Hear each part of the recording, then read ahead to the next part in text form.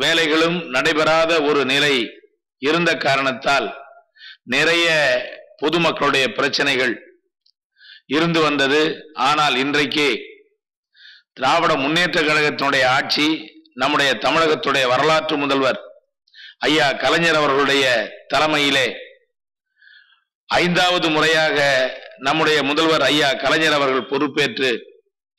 தமிழகத்தில், குறிப்பாக இந்திய திருநாட்டிலே தமிழகம் பல்வேறு துறைகளிலும் முதன்மை துறையாக செயல்பட்டு இந்திய திருநாட்டிற்கே வழிகாட்டுகின்ற வகையில் செயல்பட்டு வருவதை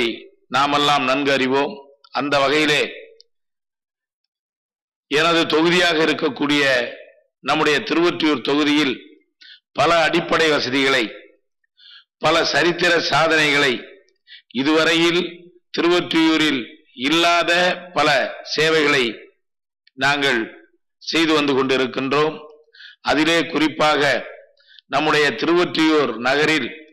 திருவொற்றியூர் எல்லை துவக்கப்படுகின்ற அந்த டோல்கேட் பகுதியிலே இருந்து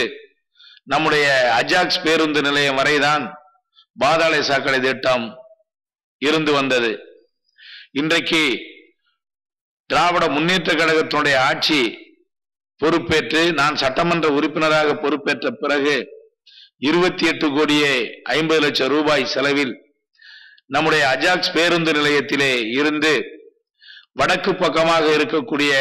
1வது வட்டம் பகுதி வரையிலும், அதே போல மேற்கு பகுதியாக இருக்கக்கூடிய 41வது வட்டத்தில் இருந்து 48வது வட்டம் வரை இருக்கக்கூடிய பகுதிகளுக்கும் பாதாள சாக்கடை திட்ட பணி தீவிரமாக நடைபெற்று வருகிறது. அதே போல திருவொற்றியூர் நகரம் ஒரு நெருக்கடி மிகுந்த நகரம், போக்குவரத்து நெரிசல் மிகுந்த நகரம். இதுவரையில் சாலை விரிவாக்க பணி என்பது ஒரு கனவாகவே இருந்து வந்த அந்த நிலையை மாற்றி இன்றைக்கு அந்த சாலை விரிவாக்க பணி சுமார் 20 கோடி ரூபாய் செலவில் 65 அடி சாலையாக சாலை விரிவாக்க பணி மிக சிறப்பான முறையிலே நடைபெற்று வருகிறது. அதே போல நம்முடைய முதல்வர் ஐயா கலைஞர் அவர்கள் 2007ஆம் ஆண்டு கத்திவாக்கம் மேம்பாலத்தை திறந்து வைக்கின்ற பொழுது டைம்ஸ் ஆஃப் இந்தியா என்ற நிறுவனத்தின் சார்பாக 5 கோடி ரூபாய் மதிப்பீட்டில் ஒரு மிக பெரிய மருத்துவமனையை நம்முடைய திருவொற்றியூரில் கட்டுவதற்கான ஒப்புதல் பெற்று அந்த அடிக்கல் நாட்டப்பட்டு இன்றைக்கு மிக கம்பீரமாக அந்த மருத்துவமனை தோற்றமளிக்கின்ற அளவிற்கு ஒரு 100 படுக்கைகளை கொண்ட மருத்துவமனையாக அது உருப்பெற்று வந்து கொண்டிருக்கின்றது. இன்னும் 2-3 மாதங்களில் அந்த மருத்துவமனை மிக சிறப்பான முறையிலே அது திறக்கப்பட இருக்கின்றது. அதே போலவே நம்முடைய திருவொற்றியூர் நகரில் நீண்ட நெடுங்காலமாக தீயணைப்பு நிலையம் ஒன்று இல்லை என்கின்ற குறையை போக்குகின்ற அளவிற்கு நம்முடைய முதல்வர் ஐயா கலைஞர் அவர்களும் அண்ணன் தளபதியார் அவர்களும் என்னுடைய கோரிக்கையை ஏற்று திருவொற்றியூர் நகருக்கு ஒரு நல்ல தீயணைப்பு நிலையத்தை தந்திருக்கின்றார்கள். இது குடிசை பகுதி, அடிக்கடி தீ விபத்து ஏற்படுகின்ற பகுதியாக இருக்கின்ற காரணத்தால் அந்த தீயணைப்பு நிலையத்தால் நம்முடைய திருவொற்றியூர் பகுதி மக்களுக்கு பெரும் மகிழ்ச்சி ஏற்பட்டு இருக்கிறது. அதே போல நம்முடைய திருவொற்றியூர் நகரை எடுத்துக்கொண்டால் அந்த இடுகாடு சுடுகாடு பகுதி பல வரலாற்று சின்னமாக விளங்கக்கூடிய பட்டினத்தார் நினைவு இல்லம் அமைந்திருக்கக்கூடிய இந்த பகுதியிலே ஒரு நல்ல இடுகாடு சுடுகாடு அமையவில்லை என்கின்ற குறை இருந்தது. இன்றைக்கு 1 கோடி ரூபாய் மதிப்பீட்டில்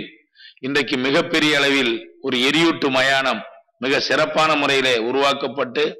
அது கூட இன்னும் 1 மாதம் அல்லது 2 மாதத்துக்குள்ளாகவே அது மக்களுடைய பயன்பாட்டிற்காக இயக்கப்பட இருக்கின்றது. அதே போல நம்முடைய எண்ணூர் எக்ஸ்பிரஸ் ரோடு, நம்முடைய சென்னை துறைமுகத்திலே இருந்து பொன்னேரி பஞ்சட்டி சாலை வரை அந்த சாலை 4 வழி சாலையாக மாற்றி அமைப்பதற்காக இன்றைக்கு நம்முடைய ஆல் இண்டியா ரேடியோ நகர் பகுதியிலே அடுக்குமாடி குடியிருப்புகள் கட்டப்பட்டு அந்த சாலை ஓரம் குடியிருந்த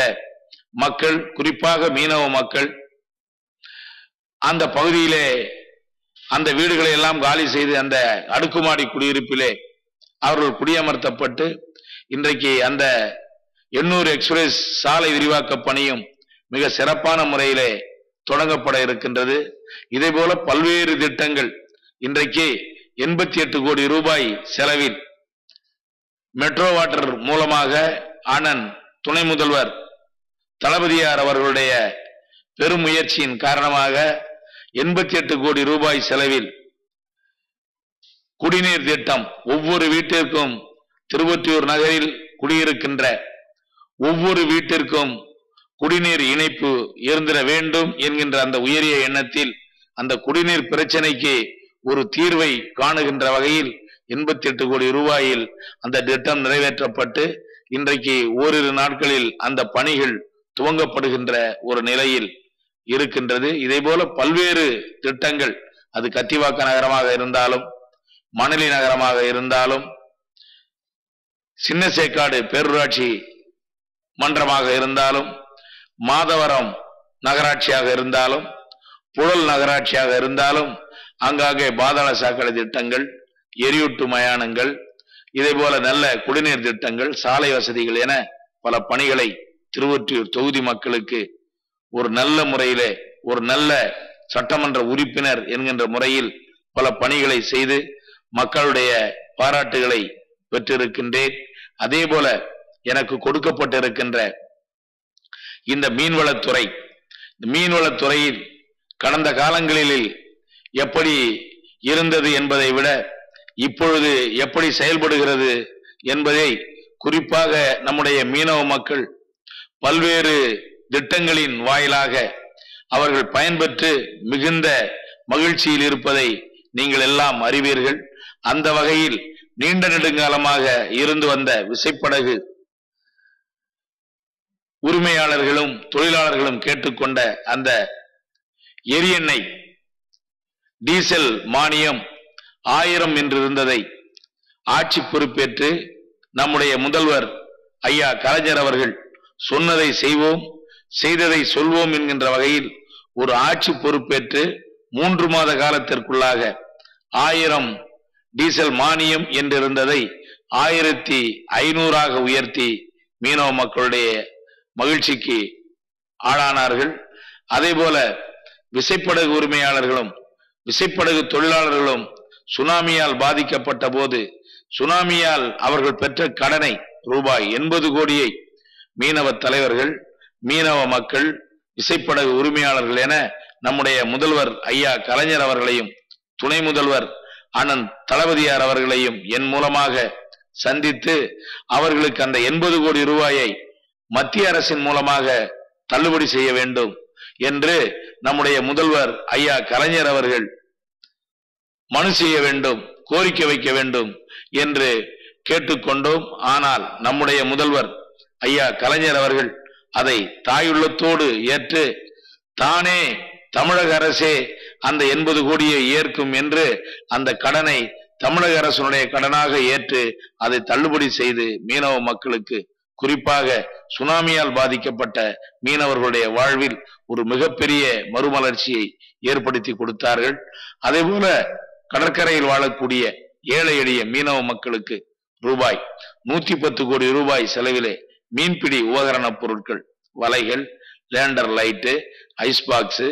சைக்கிள், முதலுதவி பெட்டிகள் போன்றவற்றை 110 கோடி ரூபாயிலே அதை வழங்கி அதை சிறப்பித்தார்கள். அதே போல கடற்கரையிலே பகுதியிலே சுனாமியால் பாதிக்கப்பட்ட நம்முடைய மக்களுக்கு ஒவ்வொரு கிராமத்திற்கும் விளையாட்டு பொருட்கள் வழங்கி மீனவர்கள் ஒரு மறுமலர்ச்சியை காண வேண்டும், மகிழ்ச்சியை அடைய வேண்டும் என்கின்ற அளவிற்கு ஊக்கப்படுத்தினார்கள். அதே போலவே 1ஆம் வகுப்பிலே இருந்து 10ஆம் வகுப்பு வரை படிக்கின்ற மீனவ பிள்ளைகளுக்கு, கடற்கரையில் வாழக்கூடிய சுனாமியால் பாதிக்கப்பட்ட மீனவர் அல்லாதவர்களுக்கும் கூட 1ஆம் வகுப்பிலே இருந்து 10ஆம் வகுப்பு வரை படிக்கின்ற அவர்களுடைய பிள்ளைகளுக்கு மாதம் 300 ரூபாய் வீதம், ஆண்டுக்கு